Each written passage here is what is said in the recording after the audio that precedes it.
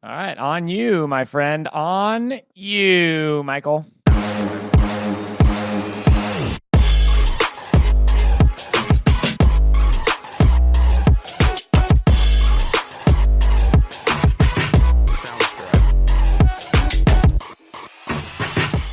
Welcome back to the John Michael and Just Michael Savoir Fair, where it's just guys being dudes. We are your hosts, John Michael and Just Michael.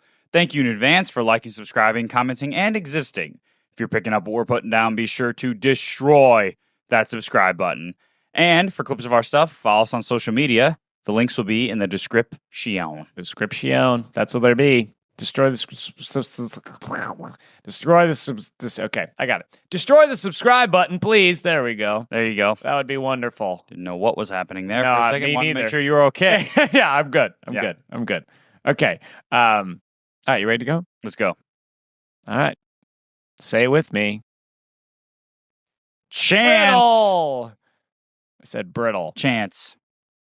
Chance brittle. Brittle chance. Brittle chance. Brittle chance. Brittle means it's like soft and easy to destroy. Yeah, easy to break. Right? And chance is, it's a brittle chance that this podcast won't be awesome. Is that good or bad? That would be a good thing. Good. I don't know why, but when I hear the word brittle, it reminds me of that awesome treat that you have where it's bark. You know, like that's why I said peppermint bark. Oh, peppermint bark. Like in the holiday season? No, more like the caramel version of it, though. Yeah, like the peanut brittle. The peanut brittle. Oh, dude. That's what I'm thinking of, dude. Not bark. Brittle. Yeah, peanut brittle, dude. Peppermint bark, I think, is a thing. Yeah, it is a thing. But I was just misplacing it in my mind. I was really just suggesting peanut brittle. That's what I was thinking of. That's why I said it. I thought about it in the food context. Got it. Okay. Do you know what the difference is between brittle and toffee? No, but I think we're going to find out. Okay. I'll look it up real quick. Brittle versus toffee. Because I love toffee. Have you ever had toffee? Well, toffee's amazing. Oh, yeah. Toffee's a very specific flavor. It's butter caramel, right? With chocolate on top. Okay. Yeah. My dad loves toffee, and then he gave me toffee for the first time, and I was like, yeah, dude, the butter, it's butter. That's that flavor you get on the bottom. It's melted little browned butter with sugar, and then it's just that chocolate topping, and then you freeze it, and it's amazing. It's so good. So brittles are more sugar-based, and toffees have more butter and milk. Mm. So toffees are fuller and richer, and then brittles are more purely sweet and sugary.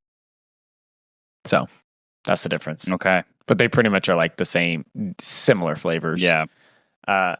You and I have such a recurring theme on these first few sessions. We just talk about food. Yeah.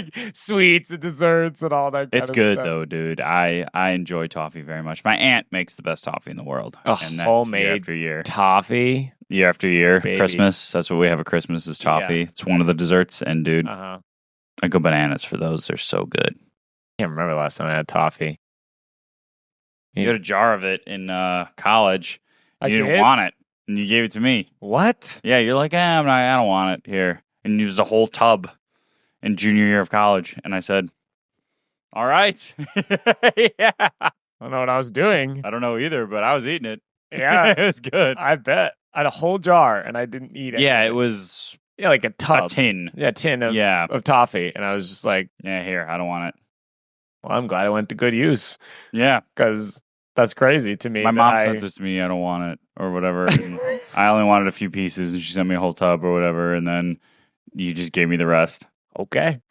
I said okay, and it took me about 6 months, but I just casually eaten a couple pieces. 6 months is pretty good. I think for me now, a tub of toffee, you go in a day. Yeah, once I get started, it's over. It's just gonna go. I got a plan for that. Yeah.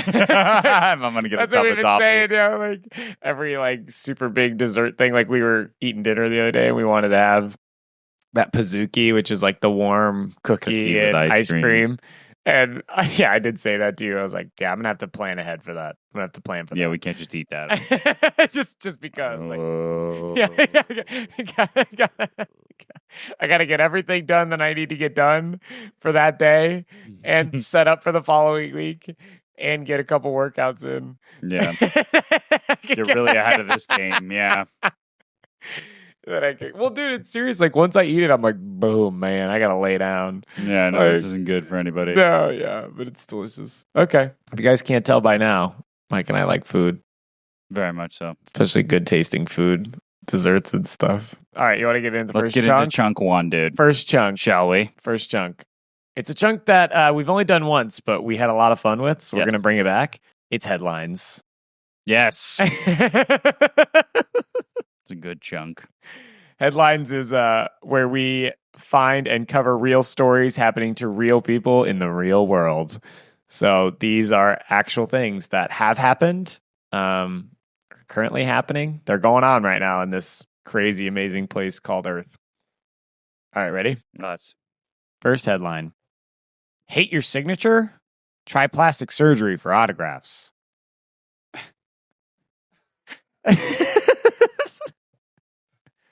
I don't even know what that means. That's a good question. I mean, either. All right, let's find out, dude. Because I'm wondering if it means get plastic surgery on your hand. Right.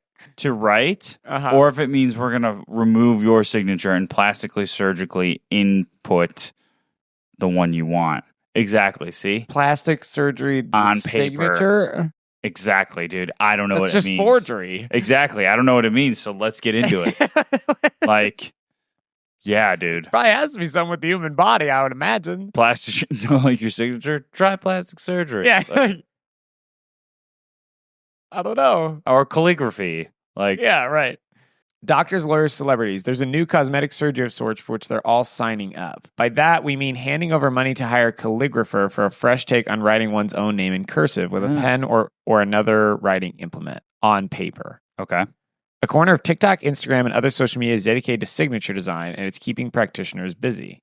A woman in Los Angeles does a minimum of 300 custom signatures a month, offering packages that include up to 3 ways to sign, limitless drafts, or a new set of initials. She charges between $10 to $55. The woman said her planet of names clients include professionals and famous people in search of new ways to sign autographs, though her lips are sealed on the identities of high-profile signature seekers. People come to her for signature makeovers for a simple reason. They're tired of the way they sign their names. They're not happy with their signatures. They don't relate to who they are. They don't give the message they want to convey to the world. Okay. That's not the craziest thing I've heard. Like, if you really want your name to look a certain way when you sign things, yeah, I understand that. Like, my mom's signature is very prominent, and she just has this rhythm, and it looks really sharp and good. Yeah. My signature, dude, I swear sometimes I'm literally just going like this. Yeah. Scribbling it? Yeah. Uh-huh. So, like, having a defined signature, like, you ever look at, pro athletes? I'm sure pro athletes hire her a lot. Oh, yeah. You know how many signatures they're signing? You probably have to think, like, oh, I want this signature to look sharp. Yeah. Like, that's your brand.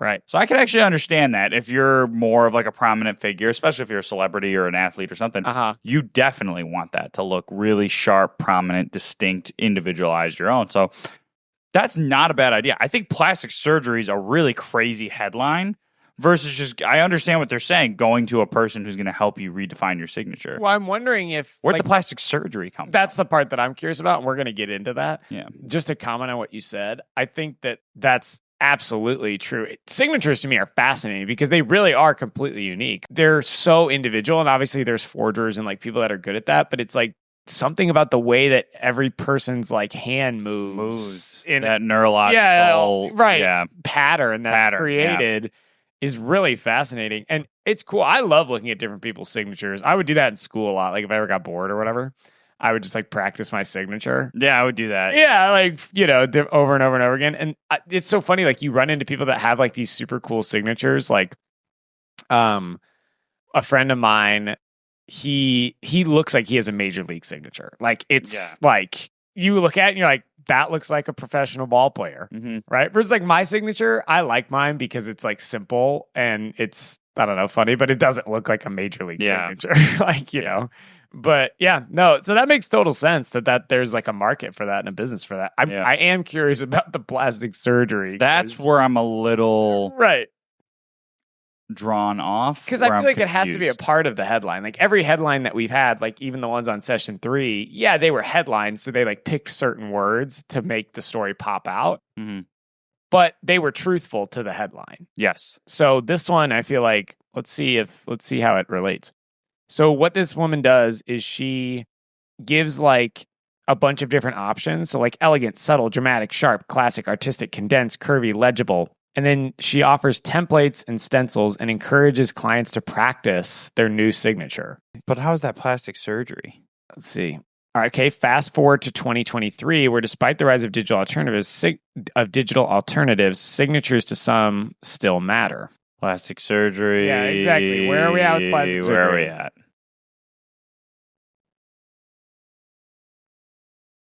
Nothing. What a misleading headline. Try plastic surgery for autographs? Unless I missed it, but dude, so is what I said originally earlier, where it's essentially like someone's just like redoing your signature in a sense. Not exactly what I said, but no, it's what you said. Yeah, no, you were right. We're just gonna take this signature out and put a new one in, just like plastic surgery. Metaphorically, plastic surgery. Yeah, that's not a cool headline, in my opinion.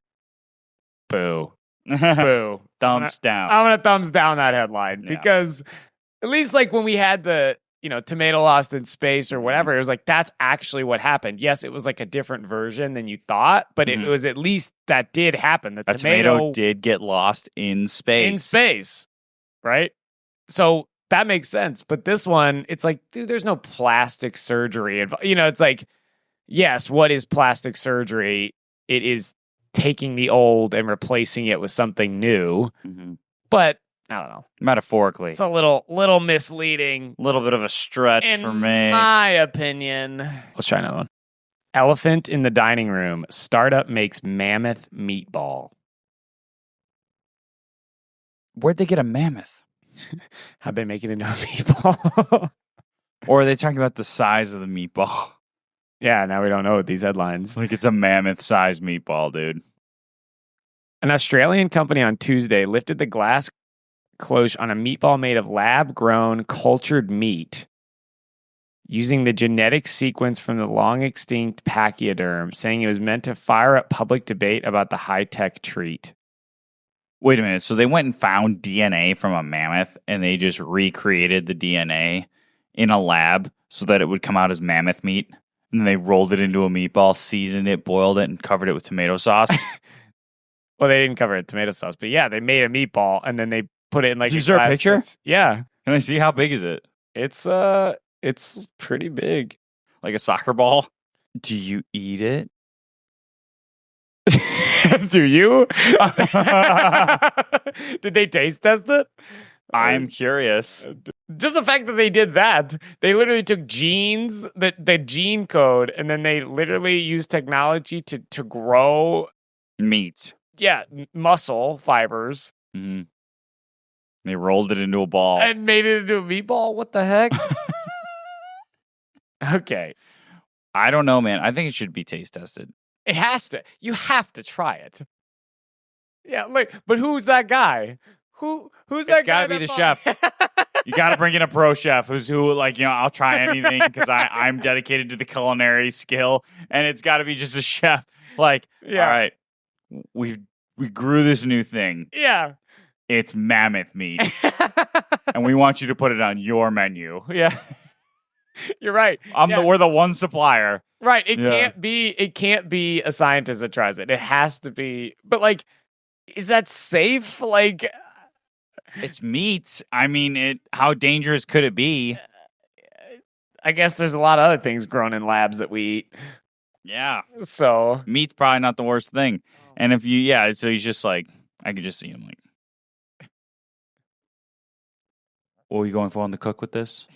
The scientists are medium rare. Yeah. Then it's just the dramatic music comes on dun, dun, dun, dun, dun, dun, dun. James, Bill, get out. Because you should be working in the finest restaurants in the world. This is incredible. I want you to be my only supplier for this, and only in my restaurant. We serve Mammoth Meatball subs. Dude, a lot of spaghetti and Mammoth Meatballs. If people knew that it was safe to eat, there's so many people would go try that. Of course. Bro, you make one TikTok video about that? Whale?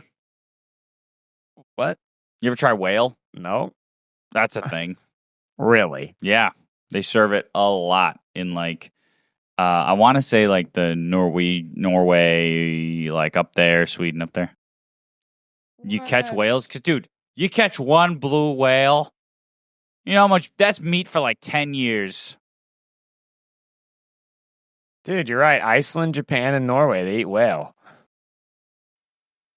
These countries kill over 1,000 whales each year. Whoa! What? I didn't know it was that much. I feel like one whale could serve an entire, like, nation. Maybe not a nation, but, like, you know, at least a small town. What? Yeah, dude, they eat whale. I heard it tastes kind of like steak. I heard it's like the consistency of, it's like meat. It's not like you know, when you eat fish, it's kind of softer and it's more pale. And then you have like red meat, which is a little bit more tough. And well, whales are mammals. Oh, they are mammals. You're right. My bad. Yeah. I just, in my head, I was like, not they're in the fish water. meat, yeah. You're right. But yeah, so essentially, yeah, it's like steak. They say it's like steak consistency. Whale meat. Wow. Enjoy a nice fresh palate of whale. That is so nuts. Because they can get it up there. Think about how many whales are up there. Yeah.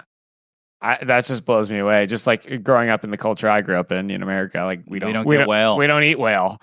So at least not in the central here.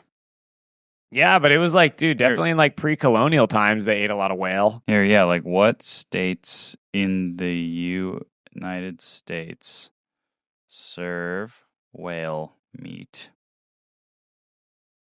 Yeah. The U.S. doesn't allow whaling.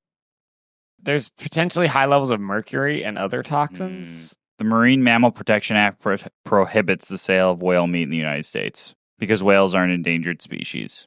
If you want to eat it, you got to go to, Japan, Iceland, Norway are the big three. Okay.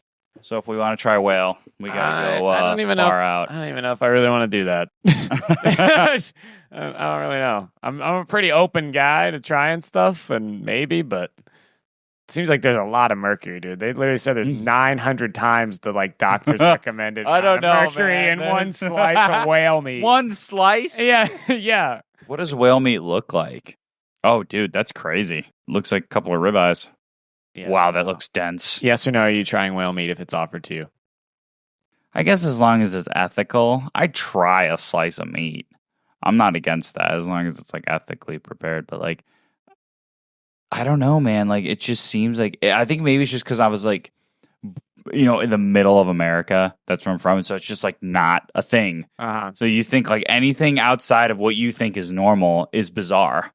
But really, it's just another part of Cultures have been eating whale for a long time. Whale for how long? Like so. I'd probably try it as long as I knew that, it, like I said, it was ethical. Which it's hard to have that because they are an endangered species. So it's not really a big fan of eating endangered species for me personally.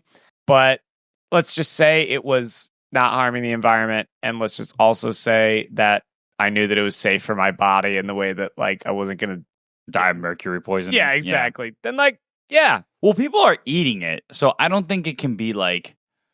I'm sure you have one slice. I don't think it'll probably hurt you. I think it's, but like I don't know. I'm not condoning that, but like, yeah, we don't know that. Not endorsing that. I can't say that for sure, but so like you don't know. I think I'm probably just gonna stick with a steak. Yeah, dude. For the most part, but I don't know if I'm ever in Norway. Dude, do you know how much the sale of whale meat brings in every year? Oh my gosh. I'm going to guess billions. $5.5 billion is the industry of whale meat. Wow. And they don't even sell it in America. No. Only 3 countries hunt whales for profit. Oh. Norway, Japan, and Iceland. Wow. Culture.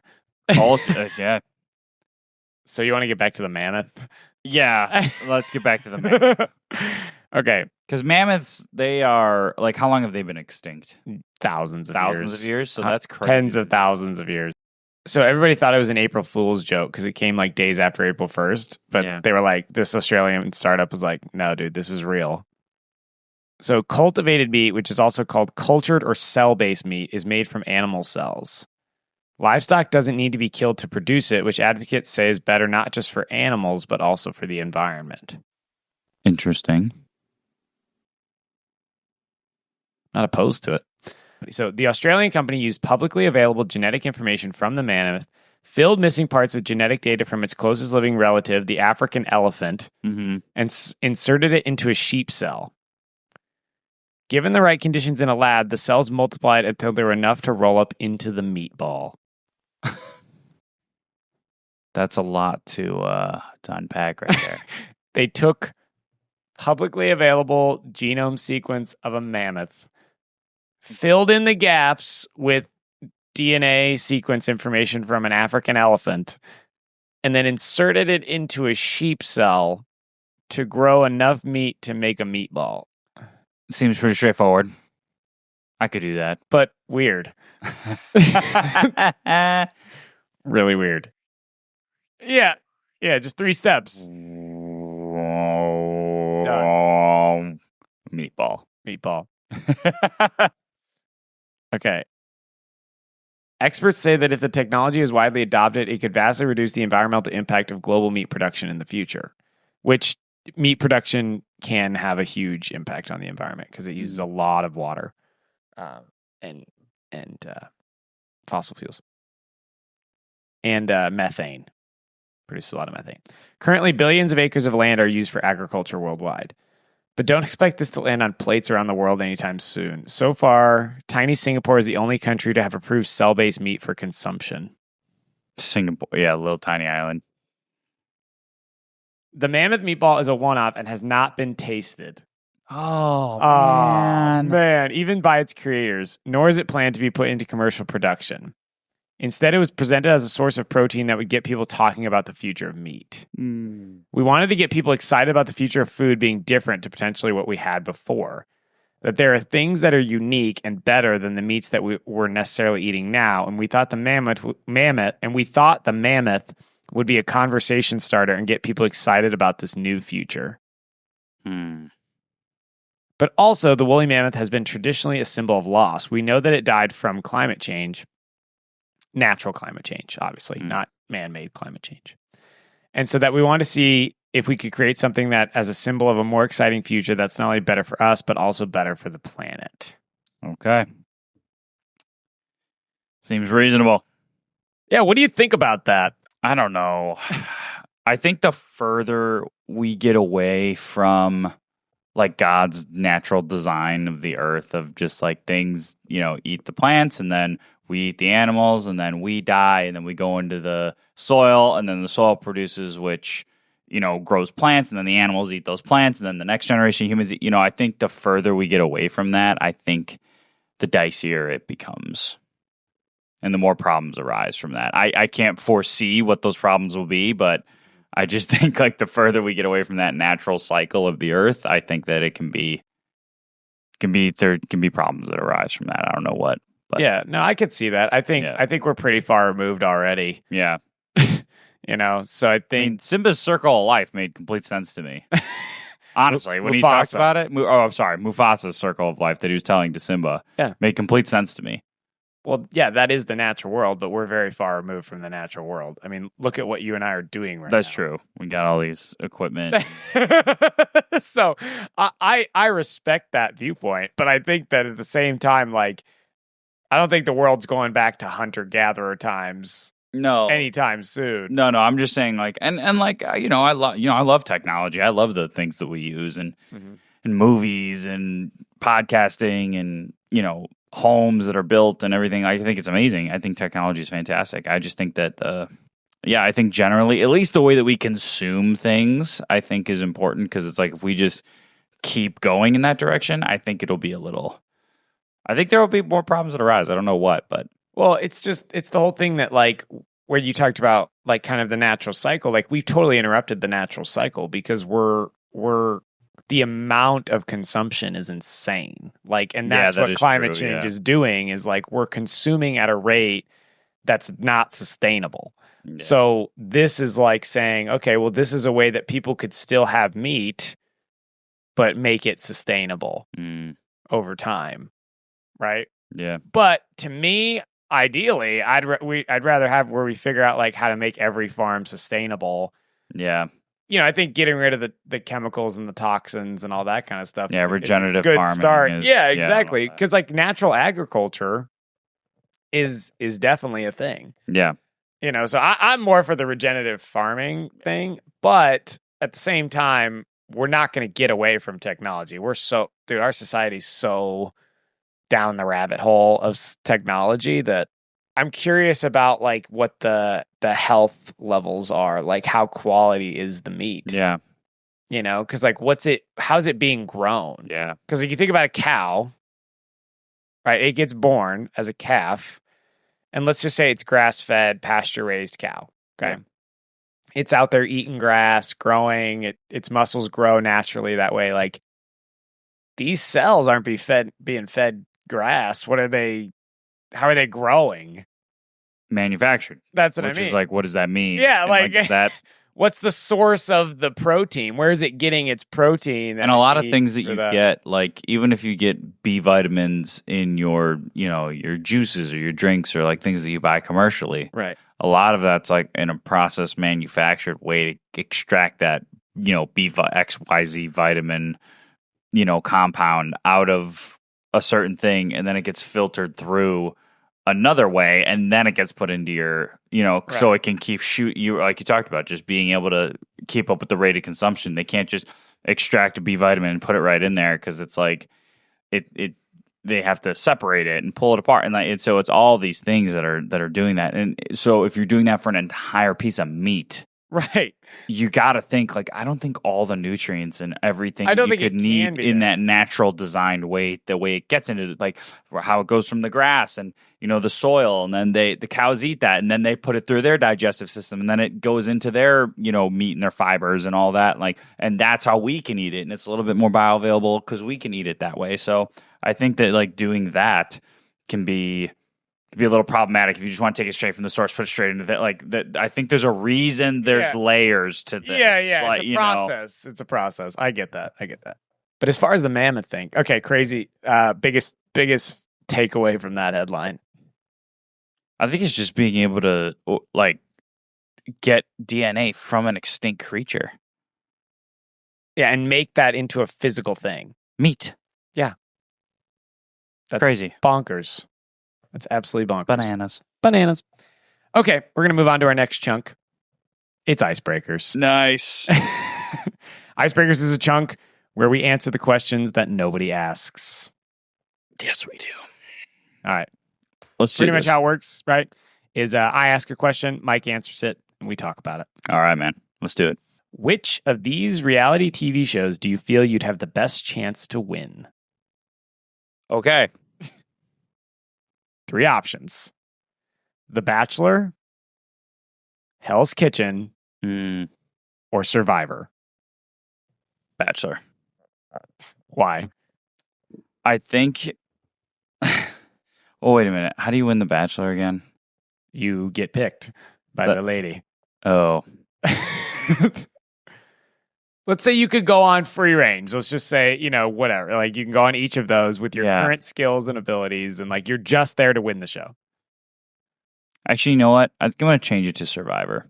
Because I think for me, Survivor is more taking action instead of having like a perfect plan. Yeah, okay. So I think that just lines up with my skill set pretty well, where like I just take action, move on. We don't have time to like think about this. We know the objective. Let's just take care of the objective as soon as possible. So I think being on Survivor would probably be my best bet there, because I think it's just about taking action and getting the thing done. Yeah. And I have a partner, right? So like, yeah. You have a partner? Isn't that Survivor? No. Survivor's the one where you go out to the island and you have to live like in the wild. Oh, dude, I'm thinking The Amazing Race. Oh, yeah. No. Oh. Yeah, those are very different games. No, No, Amazing Race is much more glamorous. Survivor's where you go out in the wild and you have to survive and you have to do challenges and you have to like, and then you get voted off the island. You have to form alliances. Like, oh, yeah, I could do that. Okay. I was a Boy Scout. Finest Eagle Scout. Yeah, so like I know what I'm doing there. What made you say The Bachelor to start? I thought it was like because I could use my social skills and climb the social ladder. Yeah. But I don't know if it's for me. I feel like it's too much drama. Oh my gosh. So much drama where I'm like, I think I would just get worn out so fast. Like, yeah. I'd almost just be like, just kick me off. Yeah. Like, I don't want to be here. But no judgment, just Godspeed. I don't think the drama part for me is hard. Yeah. Some people like the drama. Some people like it, right? I'm not a big drama. I'm more of a comedy person. So, like, yeah. I don't think that the drama would, I don't think I'd fit well into that circle. But with Survivor, because what was the third one? What was Hell's Kitchen.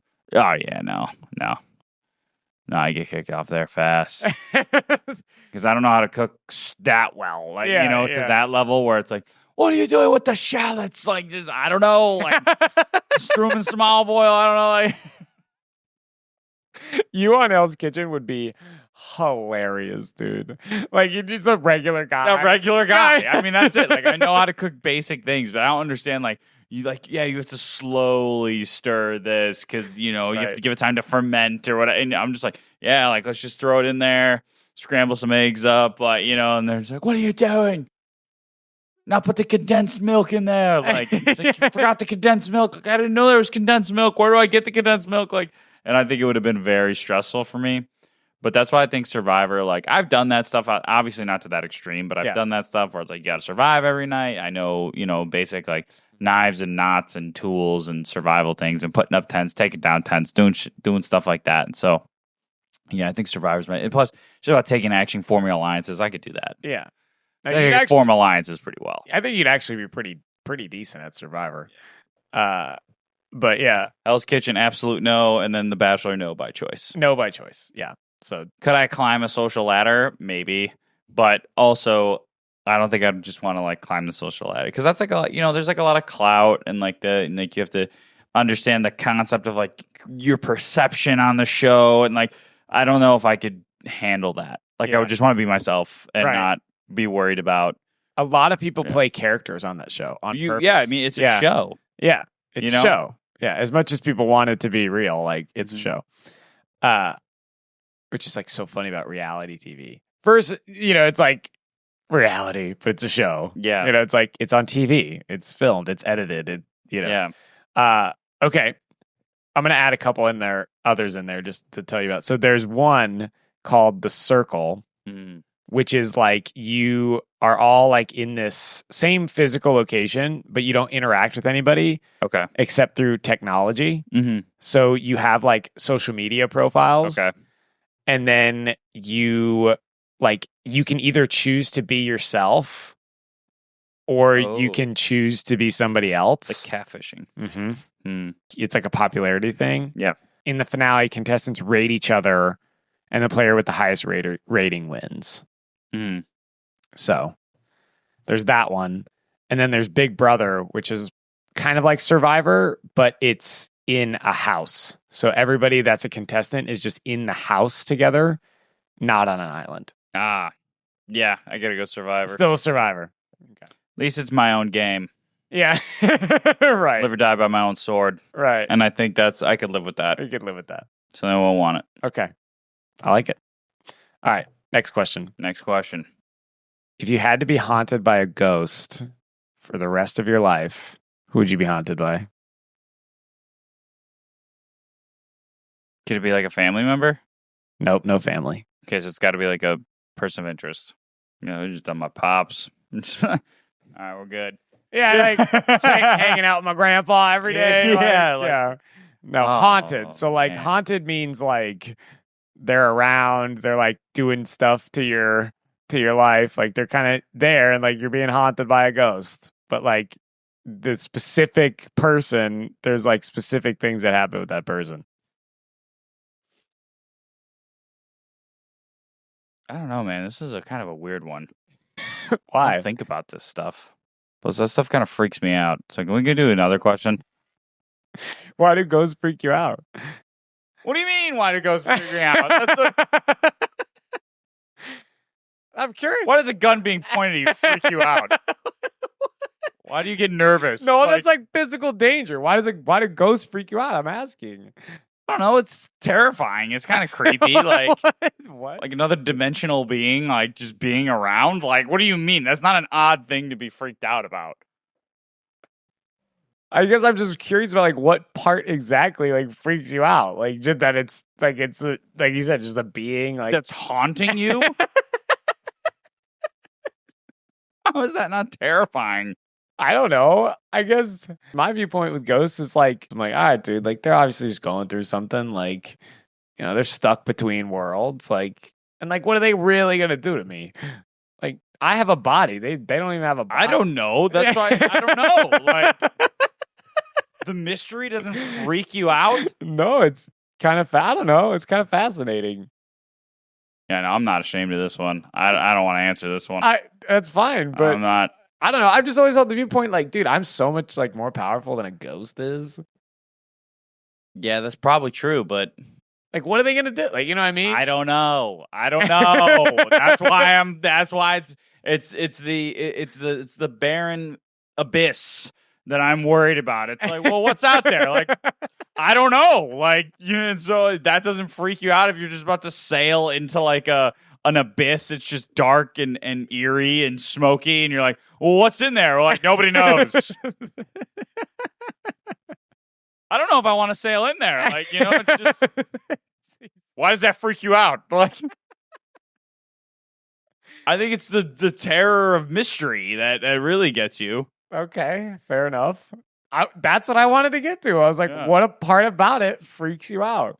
Because some people are like, oh, like, you know, it's the fact that it's like moving stuff, or like I don't have control, or like, you know. Yeah, that's part of it. I'm sure that's part of it. Have you ever had like a ghost? I don't know. encounter? I don't know. I don't know. I don't want to know. I don't want to know. You've never had like a ghostly encounter, like I don't a weird know. thing that's happened, like I don't know. An object moved, or like I don't know. I feel like you have. You just don't want to talk I don't about like it. I don't like this conversation, dude. Do you believe in ghosts? Yes. Okay. So, like, if you're like, do you want to be haunted? Like, no.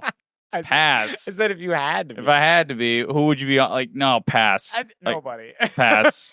That's the answer, nobody. So you believe in ghosts, but you just ignore them. You just put them out of your mind. Yeah, essentially. Avoidance. Avoidance is my best friend in this situation.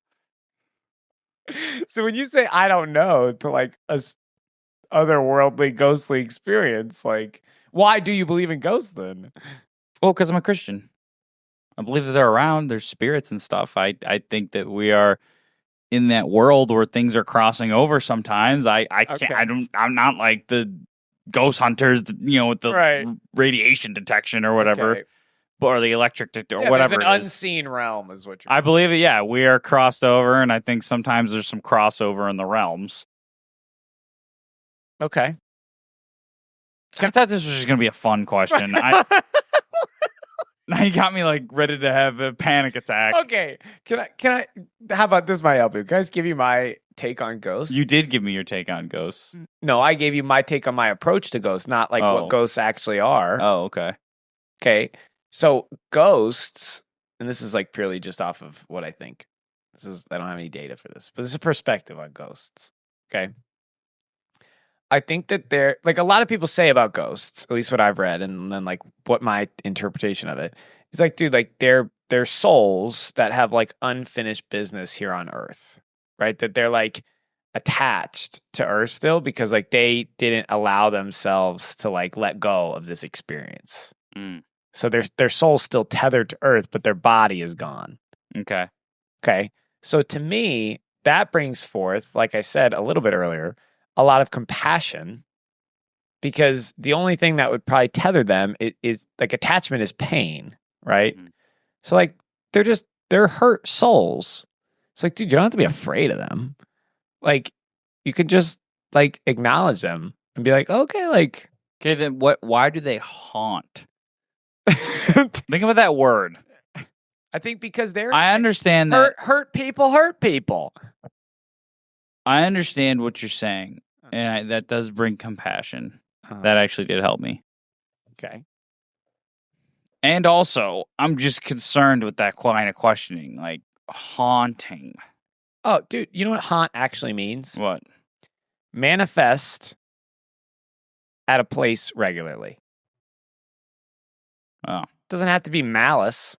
They're just there. But we have association with like Halloween, haunt, and like scary movies and you know. Yeah. So they just frequent places regularly. So it's like, yeah, dude, you don't have to be afraid of them. Like, they're not going to hurt you. And like, if there's these crazy ghosts that are like, then like, dude, they're super in pain. But like, how do you deal with anybody, right? If you're in the physical world and somebody's like being a jerk, right? What we talk about this all the time. Why are people jerks?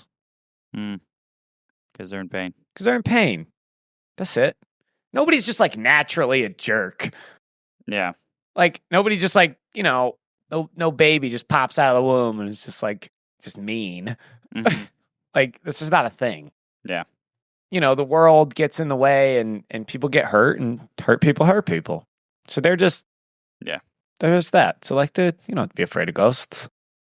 All right, well, thank you for helping me get over that. Yeah. Can we do a new question? We can do something else, yeah. But, but I was just saying, like, yeah. Well, good. Thank you for going on that journey with me. Mm-hmm. I didn't know you. I didn't know that's how you felt about ghosts. So I'm glad you feel a little better. Yeah. Okay. You're designing a new planet. What's its name? And what does it look like? That's a fun question. There you go. I got you. I am designing a new planet. What's its name and what's it look like? Yeah. What's the planet like? McForbatron. Okay. 7. Okay. And it looks like... okay, that's the end. McForbatron 7. Yeah. Okay. Are there 6 other McForbitrons? I don't know. Okay. But this one's mine. Okay.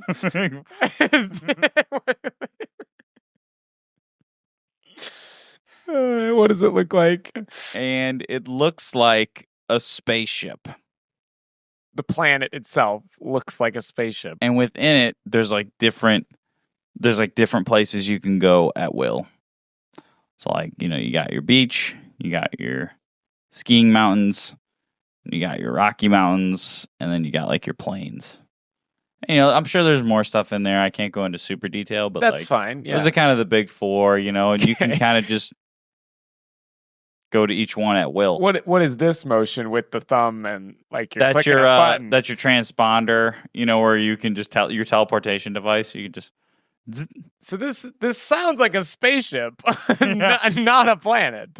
No, it's a planet, but it's shaped like a giant spaceship. Imagine Earth in the size of Earth, but it's just shaped like a shuttle. Okay. So, yeah, I guess like in a shape, it's like if Earth or whatever was that planet, big, but you just morphed it into a space shuttle. So like if, you know, another shape like a trapezoid or... And that's what's fun about this planet, because then it can blast off and go into different galaxies and you can go and visit other planets. Still just sounds like a spaceship. But why is it not just a spaceship? Like it's a planet. It has to like have... Like is there people that live in these different... Yeah, there's a few. There's like 100 people on this planet.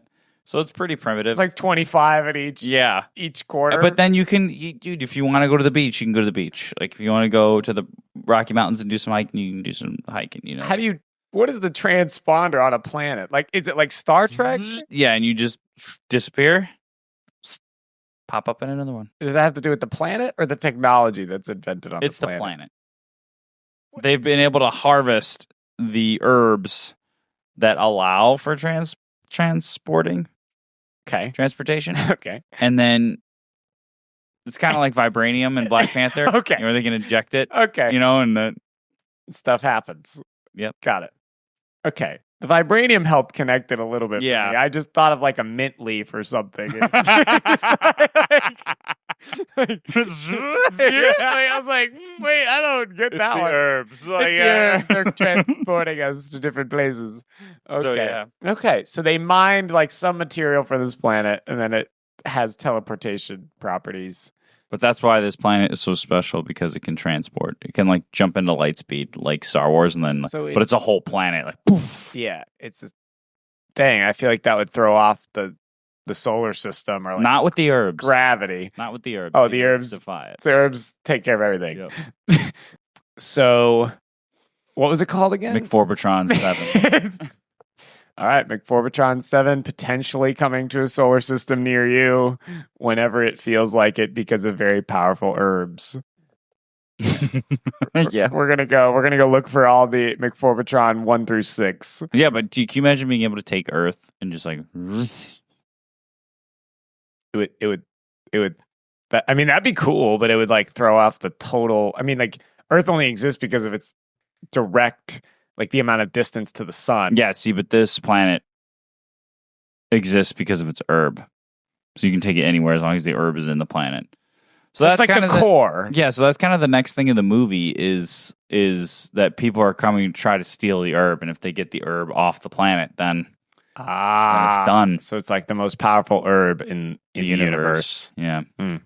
McForbitron 7. We're 4 movies deep on this podcast. Yeah. McForbitron 7. The Happening. The Forbidden Herb. Yeah. The Happening, dude. The Happening? It's happening, dude. On McForbitron 7. Yeah. Okay. That's what's happening. Okay. Got it. Okay. That was a little bit more lighthearted. Yeah. Way more chill, dude. The ghost question. Okay. All right. Chunk 3. Chunk 3. Tournament of the Olympians? Yes, as always. Yes! Yes. And I actually heeded your request today. What did you do? What have you been requesting? Trivia. Nice. I've been on a trivia kick. Yes. Hopefully not with this. I don't know what you've been doing, so. You know what I've been doing. Indiana Jones. Oh, you've been doing Indiana Jones trivia. Okay. And How I Met Your Mother trivia. Oh, okay. Well, it's Star Wars trivia today. Thank you. I think this is where I can really exceed. Give a really good chance, yeah. Okay. Nice. So this game is structured like previous games we've played. We've done Tournament of the Olympians every single session, so go check those out for sessions 1 through 4. This one is going to have 4 levels. Levels 1 through 3 will have 3 questions, and level 4 will have 1 question.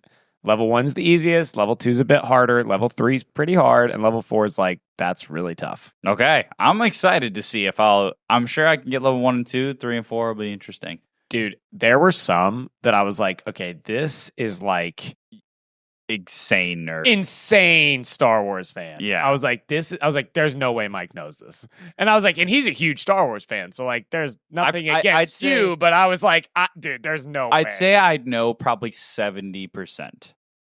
But there's that like super detailed niche 30% where I'm like, you lost me. But like, I'm even a nerd. I know the lightsaber forms. Like, I know that stuff. So like, I'm also not like, I know a decent amount. Yeah. But like, you're right. There is some like where it's just, this is what I know. So I did my best to come up with this game. I don't know your Star Wars knowledge. Yeah. I think there were some questions that I was like, that's way too detailed. Like, just in conversations we've had, I'm like, he's not going to know. Lines is tough for me too. Like, what did they respond when he said I have one of those thing in there, but it is a hard one, but it is like a famous line. So like, if you're close, I'll give it to you. Okay. But so yeah, we'll see. This could be so easy, and you could totally blow through this like it's nothing, or it could be hard or just right. I don't know. So we'll see. I'm hoping we find that sweet spot. Yeah, well, of course, but we'll see. Okay, in order to pass. Oh, sorry, we didn't even explain this real quick. Tournament of the Olympians is where we play a game, and 50% is passing usually. Yep, because it's our show.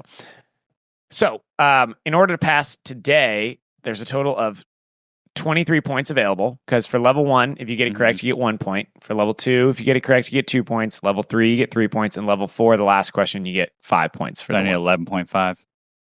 No, you need 12. Wow. Yep. Doesn't seem like half of 23. It's over half. Yep.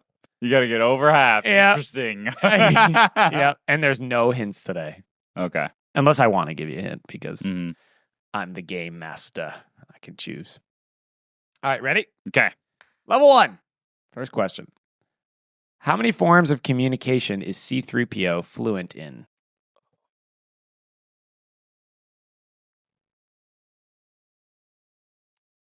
I'm going to go with my gut. 6 million. Correct.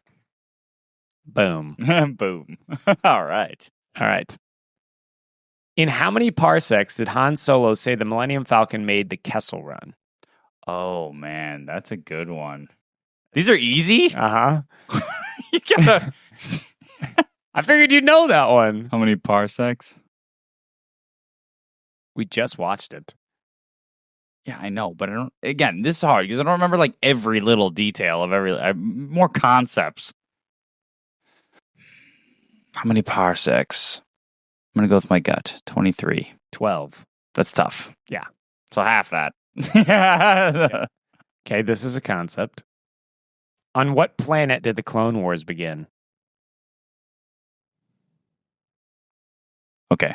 Well, there's nuance to this. The clones were created on Camino, but they got in that battle at, that's like that storm planet with the Jedi when they were all there in that Coliseum. What's the name of that planet? I know it. I literally see it in my head, but I'm just thinking of the name. And as soon as I hear it, I know I'm going to know it. Oh, man. I don't know. Starts with a G. Geonosis. Yep. I'll count it for you. Okay. I'll count it for you. I knew it. I chose to give you that hint. Yeah. I didn't have to. I wanted to. Thank you. Yeah. That's all I needed. Just a little. Yeah, a little nudge. Yeah. You got it right away. Yeah. Okay. 2 points.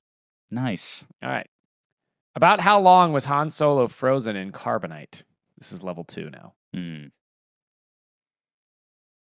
1 year? Correct. Yeah. Nice.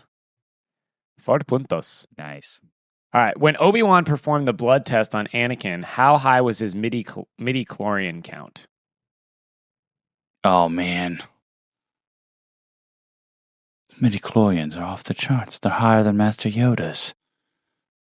I just don't know. It's a number? Yeah. Okay. I'm going to go with 14,000. 20,000. Over 20,000. I knew it was thousands. Yeah. According to Yoda, what is the number one thing that leads to the dark side? Fear leads to anger. Anger leads to hate. Hate leads to suffering. Suffering leads to the dark side. So what's the? Is it one of those 4? Yeah. Okay. I'm just gonna go with the last one. Suffering. I'm gonna give you half a point because it's fear. You started with fear because you got that right. Fear. Like, what's the number one thing? Because you have to start with the chain. Yeah. So that's what leads to the dark side. Okay. Is fear. Fair. So I'm gonna give you that. All right. Half a point. Nice. 5 points. All right. Level 3. Ready? I'm interested. This is tough. Yep. What were Padme's last words? There's still good in him. Yes. Who'd she say it to? Obi-Wan. Yes. Nice, dude. All right, that's 8. 8 points. All right, that's big. It's a big win right there. Yeah. Which bounty hunter was trying to capture Han when Greedo first arrived? This was in A New Hope. Yeah. Jabba the Hutt sent Greedo. Jango Fett? Incorrect. It is Don's Boren. That's a tough one. Mm-hmm. I'm assuming he's a lizard-looking guy. I think so. Yeah. Yeah. That's a tough one. I don't know all the little bounty hunter names. I don't know all those. Yeah. What is Anakin Skywalker's stepbrother's name? I know it. Come on, baby. Come on, baby. Come on, baby. I literally am picturing his face. He's played by Joel Edgerton. Mm-hmm. There's Lars, which is his uncle. I don't know if it's Lars Jr. I'm going to go with Lars Jr. I will give you half because Lars is his last name. His first name is Owen. Oh, man. I knew that. Okay. So you were at 9.5. Okay. I was getting close. Okay. What planet is Obi-Wan from? That's level 4. I don't even know where they say that in the movies, or if they do. Don't. Okay. It's on an interview with George Lucas, and I just watched it the other day. I just watched it the other day. It's like stew, like lan or un, or it's like stew something. It is stew something. It is stew something. Stew John. Yes! What? Let's go! Yes! Yes! That's right, George Lucas. Let's go! Hire me as a consultant. That's crazy that you just watched that interview the other day and that was the question. Stew John. Stew John, dude. That's baller right there. Was that for the win? That's a dub. Yeah, you got 14.5 points. For the win, dude. Yeah, for the dub skis. That was awesome. I feel like that was pretty in the middle. Yeah. I mean, honestly, there was a couple ones that I thought were not easy questions that you put it easy, like with the midichlorian count. Well, the levels are the hardest. Yeah. So maybe I should, I like the point system. Yeah. But. Because things get a little harder, and I enjoy that. But it's like, I don't know what's hard for you. But actually, you know what, dude? Asking me Padme's last words would have been an easy question. Yeah. And the midichlorian count would have been like a level 3 question. Yeah. Because you know what, my other level 4 question, you want to just try it? Sure, let's try it, yeah. Count Dooku is one of how many Jedi who left the Jedi Order? Voluntarily left. Yeah.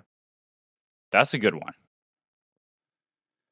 And see, this is where you get into like, is it just through the movies and the TV shows? Because then there's like there's the fan fiction. I think it's like in the canon of the movies and stuff. I'm just going to go with my gut here. All right. We got Dooku. We have Ahsoka. We have Quinlan Voss technically left, then came back. So I'll just put him as 3. Who else left the Jedi Order? Am I getting close with the total number? No, it's a lot. Oh, it's a lot? Yeah. Oh, so I won't be able to count them all. No. I mean, you could count them, but it'll take you a second. I'm going to go with my gut. 15? 20. 20. See, like, yeah. That's what I mean. There's Legends. The Lost 20. Yeah, see, there's Legends, there's the Clone Wars, there's all those different things. Yeah, so the Lost 20 is a group of 20 Jedi Masters who left the Order due to ideological differences. The first 12 of the Lost 20 became Dark Jedi and founded the Sith Empire. Yoda believed the Lost should be remembered and honored so the Jedi could learn from their mistakes, but he also advised the Jedi not to live in the past. But then you're right. Okay. There's like other, but I think the origins of this and that I get a little funky on because I haven't done too much research into that. It's more lore. Yeah. Yeah. But that's why the Obi-Wan one was good. Awesome. We're gonna end it right there, everybody. Mm-hmm. Thank you so much to those of you that make it to the end of the podcast. You are the true homies, and we appreciate you and we love you. If you want to support this podcast, the best way to do that is go for a walk. Go for a walk. Yeah, go for a walk. Try to get in some nature, get your body moving, blood moving, right? You get more healthy blood flow, right? Some good natural dopamine, all that stuff. That helps this podcast a ton. Yep. So, cool. All right. All right. Love y'all. Peace. Oh, wait. There's one more thing. Just want to make sure you guys remember before you go. It's just super, super important. And it's a reminder that we just want to make sure you're aware of. And that is that there is more to life than bills. Thank you again. We love you. Peace.